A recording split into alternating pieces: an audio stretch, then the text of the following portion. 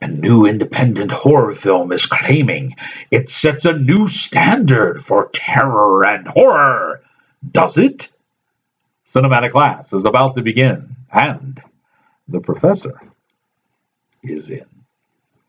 Ladies and gentlemen, today's lesson plan deals with The Lodgers. This is a horror film that in pre-publicity is stating it sets a brand new level for horror. Does it? I don't think so. Okay. I really didn't see too much horror in this movie. It's weird. I'll give you that. It's probably one of the weirdest movies I've ever... This movie is made in Ireland. It's an Irish cast and an Irish crew, and it's an Irish-made film. Perhaps there's a little bit of a cultural thing here that would make this movie a little bit more frightening or a little bit more terrifying.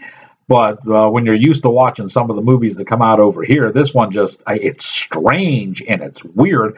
And I got to tell you, there's a lot of actors in it, and the acting is fine. And all of the people behind the camera are doing yeoman duty. Everything's good. The cinematography is great. There's nothing untoward there. So as far as putting the film together, this one is put together well. I think the problem lies in the script. It's kind of slow. You know, you're sitting in your seat wondering what's going to happen. Come on, get moving on this. But it kind of drags out. It's kind of a little slow. And they really don't tell you what's going on until almost the very end. Now, luckily, I was able to decipher what was going on. I kind of got an idea what was happening here. But most of the people that I watched this with, they were halfway through the movie. They were all scratching their heads saying, what in the hell is going on in this film?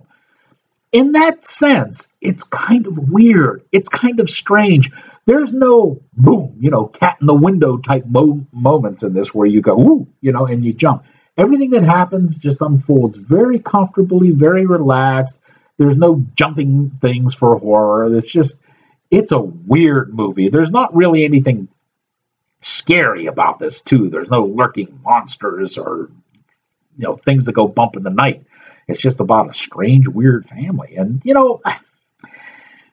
okay, maybe worth a view. But I got to tell you, if you really want to see a movie about a family that's cursed because of incest and their history, you probably can't go wrong with Malcolm McDowell and Tasha Kinski in the remake of The Cat People. That's probably still the best movie made about this subject.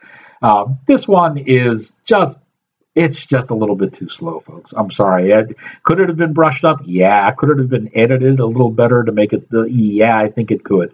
So we'll have to give this one kind of a fair to middling kind of report. Maybe if you're a fan of Irish films, this one might tickle your fancy. But other than that, I think we might let this one slide. Now that you have learned what you have learned, here endeth your lesson.